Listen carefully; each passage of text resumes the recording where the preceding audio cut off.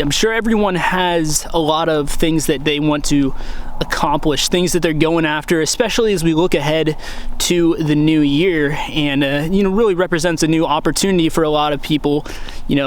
Maybe 2020 didn't go exactly as planned, or maybe you made a lot of progress in 2020, but you're still very tenaciously looking ahead to the new year as an opportunity to grow yourself even further. Well, I have 3 tips to share with you guys today that no matter what it is that you're going for, I found this to be one of the pretty much the X factor that always separated whether or not I was going to be successful in what I was going for. I want to share with you guys and really give this to you guys as some ammunition to your arsenal.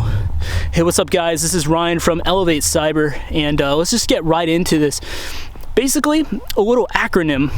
I think the best way to, when you're trying to recall things and remember them, is think about an acronym in your head. Remember these 3.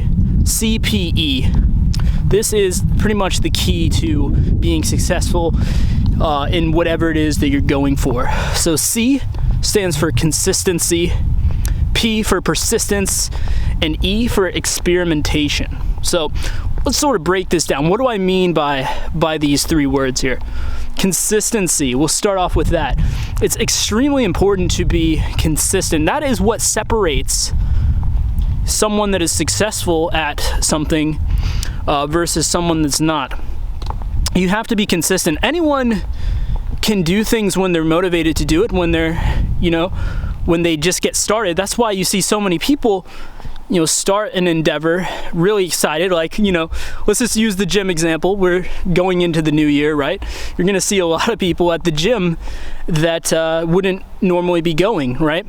Because they had a lot of goals and they were really excited about it. They had a ton of energy about it, which is a good thing.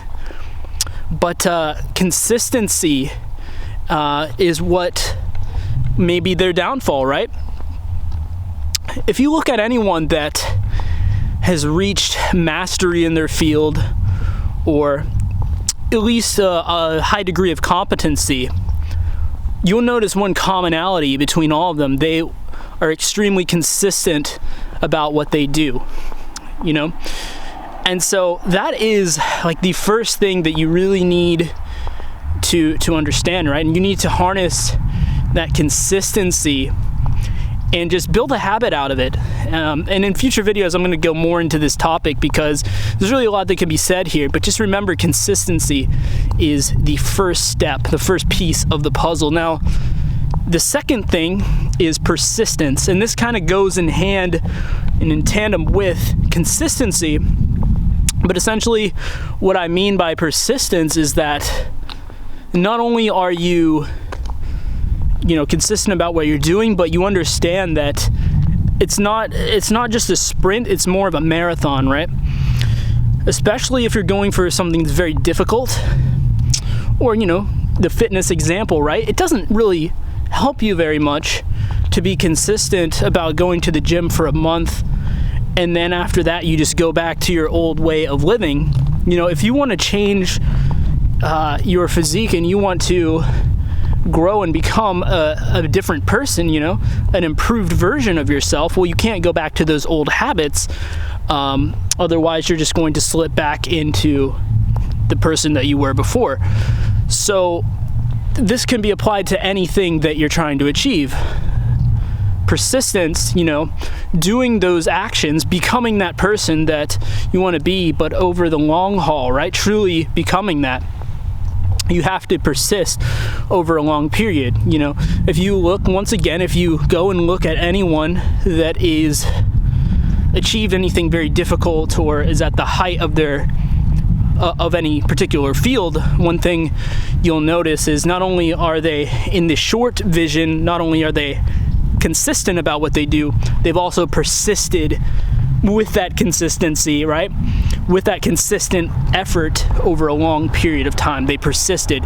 They ran into challenges. I'm sure they hit the wall many times, but they always just kept on pushing forward and they didn't give up, right? Not to say that necessarily they were absolutely perfect, because that's one thing you don't want to, that's one trap you want to avoid, right? You don't want to think that, oh, well, one day I didn't record a video, so now I failed. No, even if you fall off, because sometimes you will fall off the wagon, as good as you try to be, you know, maybe you're watching this video and you're feeling really motivated right now. Well, at some point you won't feel that motivation, and you might even slip up. And, you know, you will slip up at some point. You will slip up, you will fall off the wagon, but persistence is what says, even though I may not have been absolutely perfect with doing what I need to do, I will not let that stop me, and I will not let that be the reason I quit. You don't quit, you just keep going, right? Even if you might slip off the wagon, as it were, you get right back on. So, persistence. And then the third and final point that I would like to bring to attention is experimentation, and that's E of the CPE equation we have here. Experimentation is that third piece, right? Because if you just had the consistency and the persistence, I mean, first of all, that would already separate you ahead of the pack. However, you know, as the saying goes, if you practice makes perfect, right? So essentially, if you're practicing things the wrong way, then you'll be absolutely perfect about doing things wrong, right? You have to actually learn from the feedback, be able to take in that data that you're receiving and make the adjustments that you need and figure out what is the best way to go about things, right? I mean, there's so many fields that are really highly complex and really have a ton of moving parts and variables to them, but people still succeed at them. Why? Because they experiment. When you're on the cutting edge of stuff especially, you're not always going to have the cookie cutter answer because, quite frankly, no one knows. But if you're constantly practicing and experimenting with different things, you'll find what works for you. And that's really the point there, is that you have to be willing to experiment and try stuff, test stuff out. You want to have the mindset of a scientist, basically. The scientific method is really applicable to way more than just the field of science, right? You want to have your own hypotheses, and you want to test those. You want to test them out by trying it, quite honestly. Especially if you look at something that's really difficult, like doing CTFs and stuff like that, OSCP, whatever. There's going to be a lot of potential solutions, right? But you just got to sort of try different things and develop your own style over time. So with the experimentation, really, is that you don't necessarily want to just go full trial and error. Now you can try and brute force stuff, but if we put it into the context of the password hacking or whatever, right? You could run a brute force every time and try to get in that way. But is that the most efficient tactic? Not necessarily. The better tactic would be rainbow tables, right?